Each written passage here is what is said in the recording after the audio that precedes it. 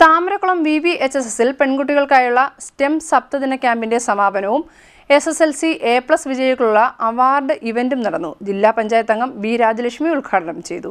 Thamarakulam VVHSSൽ പെൺകുട്ടികൾക്കായുള്ള STEM സപ്തദിന ക്യാമ്പിന്റെ സമാപനവും SSLC A+ വിജയികൾക്കുള്ള award വിതരണവും വിപുലമായ ചടങ്ങുകളോടെ നടന്നു. പ്രൊജക്ട് ഡയറക്ടർ ഡോക്ടർ ദിവ്യ C.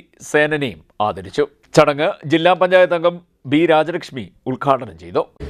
നമ്മുടെ ജില്ലയിൽ തന്നെ ഏറ്റവും അഭിമാനകരമായ നേട്ടം ഉണ്ടാക്കിക്കൊണ്ട് വിജ്ഞാന വിലാസിനി സ്കൂള് ഏറെ അഭിമാനകരമായ നേട്ടം ഉണ്ടാക്കിയെടുത്തുകൊണ്ട് 51 കുട്ടികൾ ഫുൾ A+ നേടുകയും അതോടൊപ്പം തന്നെ ഏതാണ്ട് 15 കുട്ടികൾ 9 A+ നേടുകയും.